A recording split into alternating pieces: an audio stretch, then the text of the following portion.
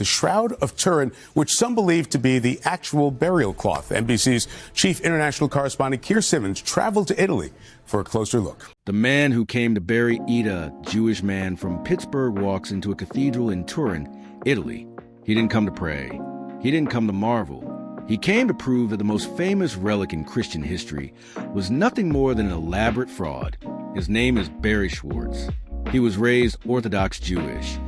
2 sets of dishes, bar mitzvah, got a distant memory by the time he was 13. He had no interest in Jesus Christ, no interest in the resurrection, no interest in any cloth connected to either. But he was one of the finest scientific photographers in America. And a team of 33 scientists needed exactly someone like him. No faith, no agenda, no emotional stake in the outcome. Just the lens, the light, and the data. So Barry Schwartz said yes. Within the first hour of examining that 14-foot linen cloth, he knew something was wrong. Not wrong with the shroud. Wrong with everything he had assumed about it. He would spend the next 46 years trying to explain what he saw that day. And in the end, a molecule called bilirubin forced his hand. When it did, this man, Jewish his entire life, never once entered a church as a worshiper, stood before an audience at the Vatican and delivered a verdict that silenced the room. The impossible photograph. May 28, 1898, Turin, Italy. An amateur photographer named Secondo Pia is granted rare permission by King Umberto I to photograph the Shroud of Turin during a royal exhibition. Photography in 1898 was brutal work. No digital sensors, no preview screens. Pia hauled a camera the size of a suitcase up scaffolding inside the cathedral, used violet magnesium flash explosions, and exposed 2 massive glass plates, each roughly 20 by 24 inches. Late that night, alone in his darkroom under the faint red glow of a safety lamp, Pia lowered the first plate into developing chemicals and watched the image appear. Then, by all accounts, he nearly dropped it. Here's why that matters. On a photographic negative, everything reverses. Light becomes dark, dark becomes light. A human face becomes a hollow, ghoulish distortion. Sunken eyes, flattened features, a mask rather than person. That is the fundamental law of photography. No exceptions. The shroud broke it. What appeared on Pia's negative was not a distortion. It was a portrait, sharp, detailed, hauntingly realistic. Eyes gently closed, a broken nose and bruising along the right cheek, a forked beard, and an expression. This is the part that undid Pia, of devastating calm on a face that had clearly endured extreme suffering. It looked like a photograph of a real human being, taken centuries before photography existed. Think carefully about what that means. The image on the cloth itself is already a negative. A negative of a negative produces a positive. Hidden inside this 14-foot linen cloth, encoded in reverse tonal values, is a photographically accurate positive image, anatomically correct, proportionally precise, with detail that no known artistic method can explain. Ask yourself this seriously. Who in the medieval world, 800 years before photography was invented, understood the concept of a photographic negative? Who could create a flawless reversed image across 14 feet of linen with no way to see, test, or verify the result? The human, I cannot perceive the world in negative. The human brain cannot compose an image in reverse tonal values. No medieval artist had any reason to attempt this. And here's a detail that should stop you cold. No modern artist has successfully replicated it. For 78 years, that anomaly sat unanswered. Then in 1976, 2 Air Force physicists pointed a machine built for mapping Mars at the image. And the question got much worse. The machine built for Mars.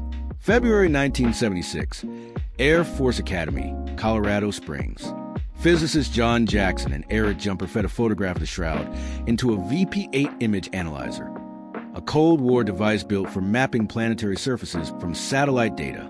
The machine converts image brightness into 3-dimensional terrain relief. Bright areas rise, dark areas fall, generating a topographic model.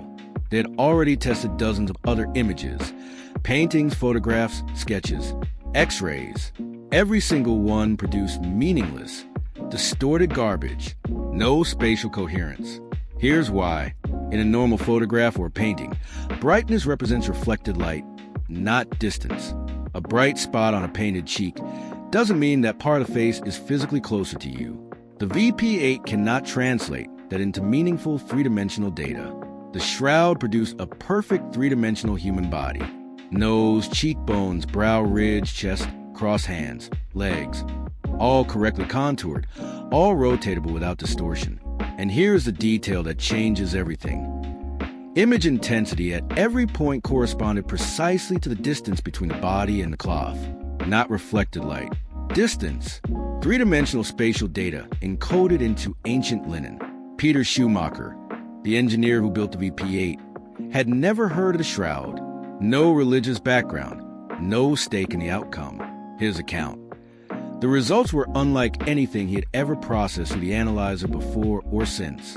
In nearly 50 years since, no image, painted, photographed, or digitally generated, has ever reproduced this result. Not one. The question remains unanswered. How do you encode distance information into fabric without any technology that existed before the 20th century? The blood that shouldn't be read. Back to Barry Schwartz in 1978. He's standing over the cloth with his colleague Vern Miller. Both are staring at something that makes no forensic sense.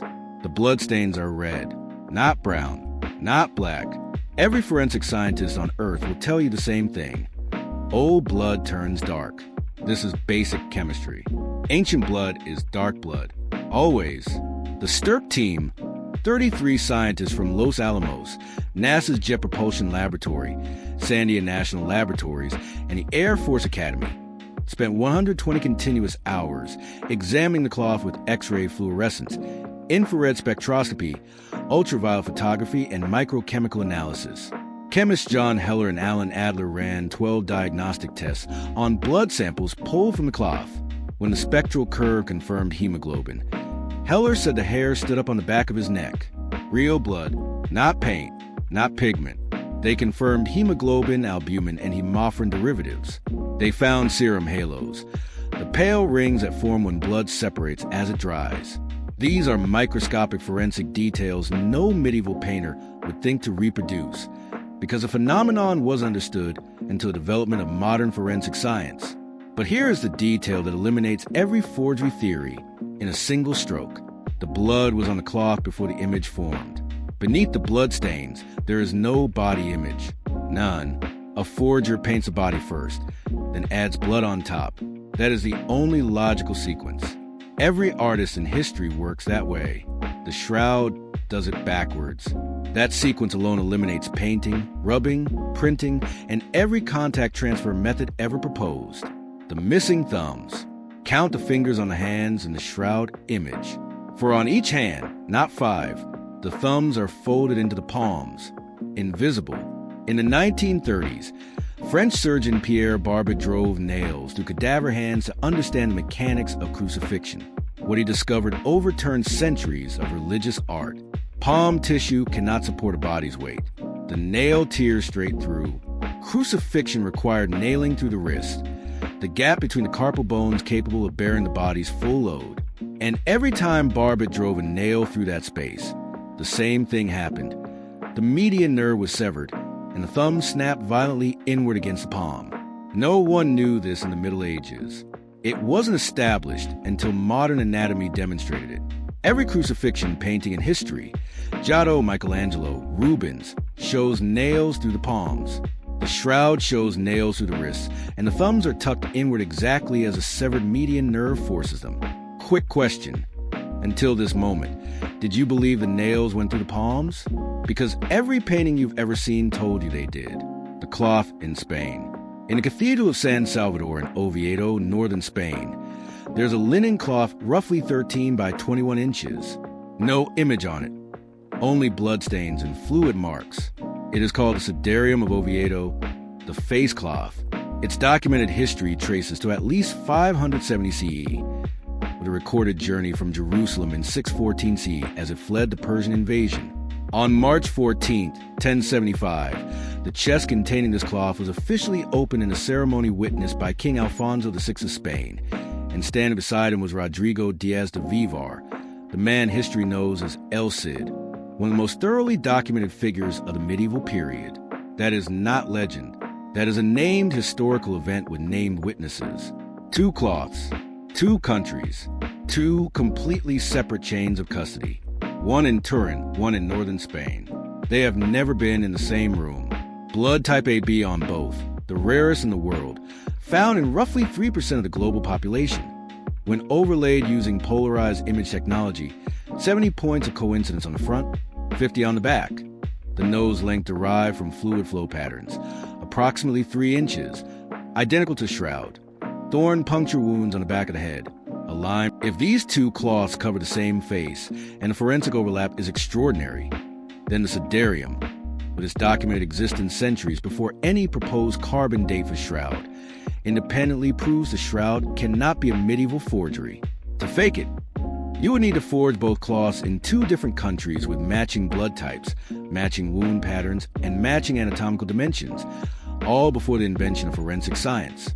The DNA in the dust. In 2015, geneticist Johnny Barcaccia published a study in Nature Scientific Reports. His team extracted dust from deep within the Shroud's weave and sequenced the mitochondrial DNA.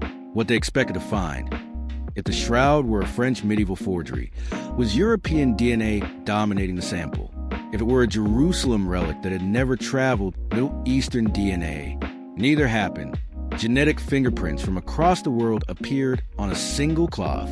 H33, found almost exclusively among the Druze, a tightly isolated ethno-religious community in the mountains of Israel, Lebanon, and Syria, whose DNA has remained virtually unchanged for thousands of years at L3, East Africa, possibly Egypt or Ethiopia at M39, M56, R8, the Indian subcontinent at D4, G2A, East Asia, Western European haplogroups consistent with French and Italian clergy, China, India, Africa, Europe, the Middle East, all of it encoded in the dust of one piece of fabric.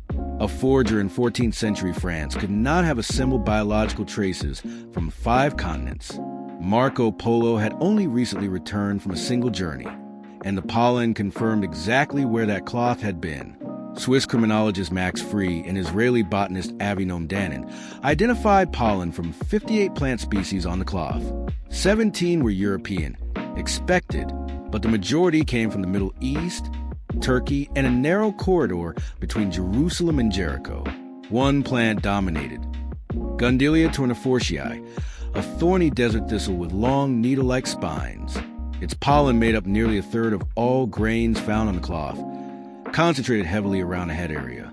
It blooms near Jerusalem in early spring, the season of Passover, a crown of thorns written in pollen, invisible for 2,000 years. The carbon date that wasn't. We have to talk about 1988 because this is where the story gets deliberately buried. 3 elite radiocarbon laboratories, the University of Arizona, the University of Oxford, and ETH Zurich, each received samples cut from the Shroud on April 21st, 1988. This test was supposed to end the debate forever. The result, 1260 to 1390 C. Medieval, 95% confidence. Published in Nature. Headlines everywhere. Case closed. Oxford professor Edward Hall stood before reporters with the date written on a blackboard behind him and compared believers in the Shroud to flat earthers. Within months, 45 wealthy donors contributed £1 million to endow a new chair at Oxford, the Edward Hall Chair of Archaeological Sciences. The first person appointed to that endowed position was Dr. Michael Tite, the British Museum official who had supervised the carbon dating tests and managed communications between the laboratories, the man who oversaw the protocol and handled the samples, rewarded with an endowed chair funded by donors celebrating the result. That is not proof of misconduct, but it is the kind of institutional entanglement that in any other field would trigger serious questions about conflict of interest. There was also a structural problem with the test, visible from the beginning. The original 1986 protocol called for 7 laboratories, multiple sample sites from different areas of the cloth, and blind testing supervised by 3 independent institutions. By the time it was actually carried out, all of that had been stripped away. 3 labs, 1 sample site, 1 supervisor, the British Museum, and that single sample came from the most handled corner of the entire cloth, the very edge that bishops and cardinals had gripped during public exhibitions for centuries, saturated with sweat, candle wax, incense smoke, and the oils of 1,000 hands. Enter Raymond Rogers. Rogers was not a believer. He was a fellow at Los Alamos National Laboratory, one of the most elite scientific institutions on Earth. He had been Stirp's lead chemist in 1978, when two researchers published a paper in 2000 suggesting the carbon-dated sample came from a medieval repair patch. Rogers publicly called their theory ludicrous and set out to disprove it. Then he examined the actual threads, comparing fibers from the carbon-dated corner with threads from other areas of the cloth, threads he had personally collected in 1978. Rogers found completely different chemical and physical properties. The carbon-dated sample contained cotton, Gossypium herbaceum, a Near Eastern variety interwoven with the linen. Completely absent from the rest of the shroud, IT was coated with yellow-brown plant gum containing alizarin dye from madder root, bonded with gum arabic, materials found nowhere else on the cloth. The medieval nuns who repaired the shroud after a catastrophic fire in 1532, his conclusion was blunt. The radiocarbon sample was not part of the original cloth. His age estimate for the original, between 1,300 and 3,000 years old. Raymond Rogers died on March 8, 2005, 2 months after publication. But here is what nobody tells you, the part that should genuinely make you angry.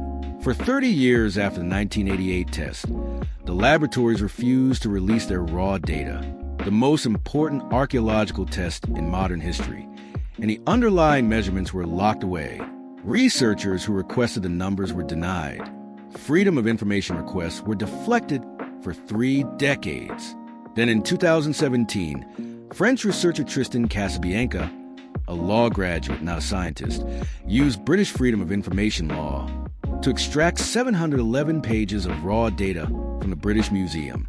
What he found, published in 2019 in Archaeometry, a journal founded by Edward Hall himself at Oxford, was devastating.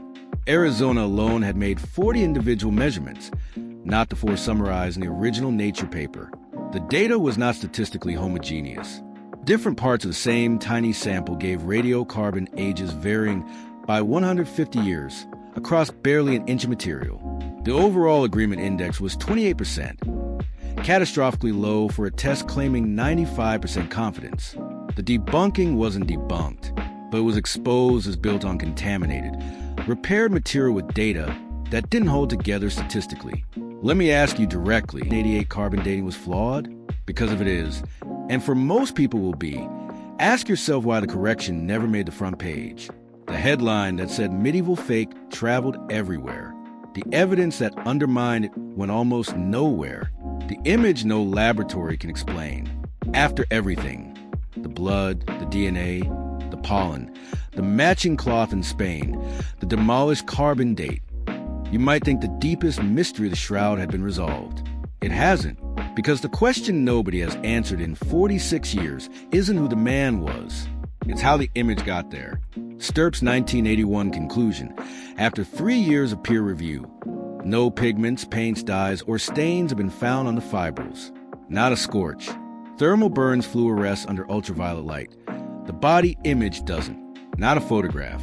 Not a vapor transfer. Here is what the image actually is. A chemical change. Oxidation and dehydration of the cellulose in the out, not coated.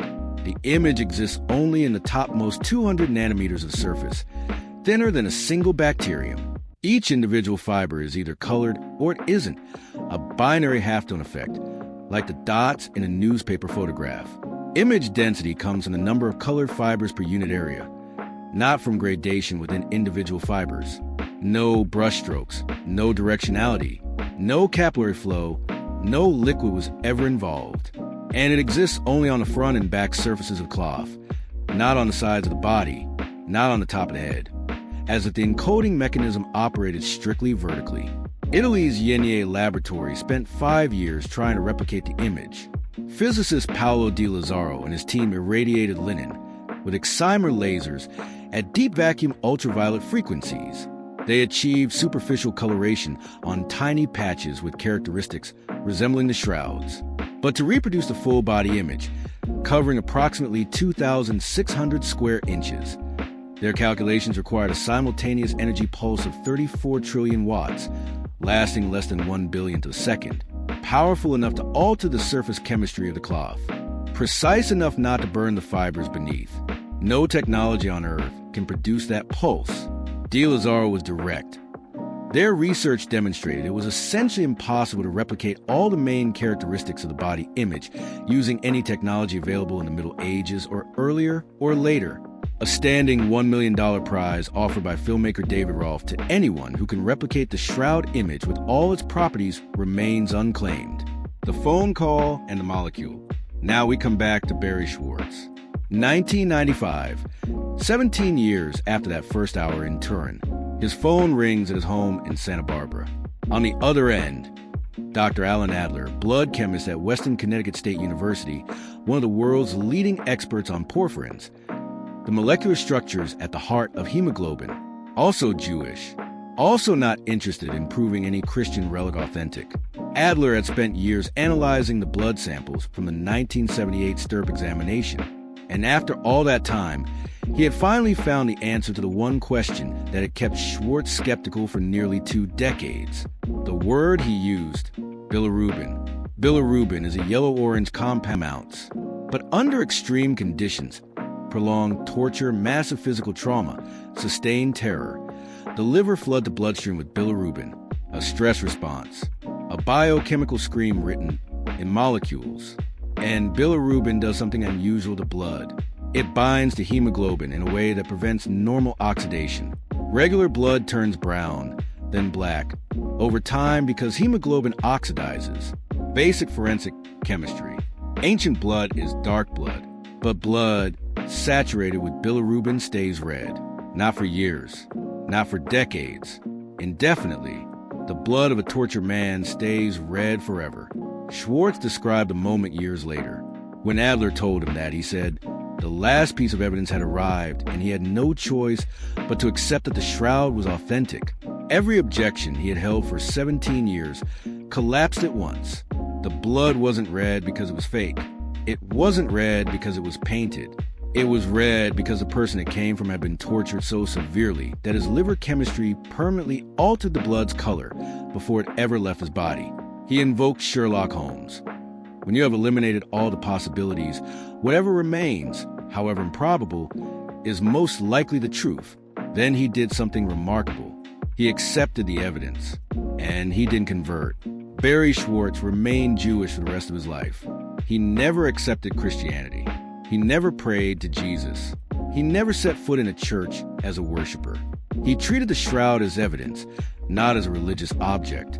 And the evidence, he said, led to one conclusion. The cloth is authentic. Whatever that means. Whatever implications it carries. On January 21st, 1996, he launched Shroud.com, the world's oldest and largest shroud research archive, built 5 years before Google, visited by over 15 million people from more than 160 countries. In his famous 2013 TEDx talk, delivered at the Vatican, he told the audience, I truly believe that only God would think to choose a Jewish man who had no emotional attachment to Jesus, who was a total skeptic with a pretty negative attitude, and put him on that team. Then he paused, smiled, and said, Isn't it funny how God always seems to pick a Jew to be the messenger? I'm the messenger, a Jewish photographer standing at the Vatican, telling a room full of believers that the most important relic in their faith is authentic. Not because of my faith, but despite my lack of it. Barry Schwartz died on June 21st, 2024, at the age of 77 from leukemia and kidney failure. He was honored posthumously at the July 2025 International Shroud Conference in St. Louis with a Lifetime Achievement Award. He never wavered. He never converted. A Jewish man who spent 46 years studying the most Christian relic in existence, undone not by faith, not by theology, not by peer pressure, but by a molecule called bilirubin. What the evidence actually says. Step back and look at everything laid out here. 6 independent scientific disciplines: biology, chemistry, physics, genetics, botany, forensic medicine. None of them coordinated. Most working decades apart with no shared agenda and no unified goal. All of them converging on the same place and the same time. Jerusalem, the 1st century, somewhere between 30 and 33 CE. An image that predates photography by 8 centuries and encodes three-dimensional spatial data that no artwork in history has reproduced. An image existing in a layer 200 nanometers deep, thinner than a bacterium, that survived molten silver. An image that 34 trillion watts of most advanced laser technology on Earth cannot fully replicate. Blood deposited before the image formed. Wrist nailing and retracted thumbs that no artist knew about until modern anatomy. DNA from 5 continents mapping a 2,000-year journey in microscopic traces. Pollen from a hillside near Jerusalem, concentrated around the head. A crown of thorns written in molecules invisible for 2 millennia. A stitching technique found only in fabrics from Masada, the Jewish fortress destroyed by Romans in 73 CE and never reoccupied. A matching face cloth in Spain with documented witnesses, including El Cid himself, from a ceremony in 1075. And a carbon dating test built on a medieval repair patch, supervised by a man rewarded with an endowed chair for the result, with raw data hidden for 30 years and proven statistically incoherent when it was finally released. I am not telling you the shroud is authentic. I am telling you the evidence is not what you were told it was. The case was never closed. It was papered over by a headline that stuck and a correction that nobody reported. Somewhere in Turin right now, behind bulletproof glass and sealed in climate-controlled argon, a piece of linen sits folded in the dark. It carries blood that is still red, an image no one could explain. DNA from civilizations that have risen and fallen, pollen from a garden near Jerusalem, and a testimony, written in molecules, not words, of a death so violent that the body's own chemistry recorded it. It doesn't need you to believe in it. It has been waiting 2,000 years. It can wait a little longer. After everything you just heard, 6 disciplines, 1 molecule, and a Jewish man who spent 46 years following the evidence to a place he never expected to go, I want to know what you think. Do you believe the Shroud of Turin is authentic? Or is there an explanation we simply haven't found yet? Drop your answer in the comments. Be specific. This conversation is far from over, and I read every single one. Barry Schwartz said something near the end of his life that I keep coming back to. The evidence doesn't care what you believe. It just sits there and waits. I think he was right. See you in the next one.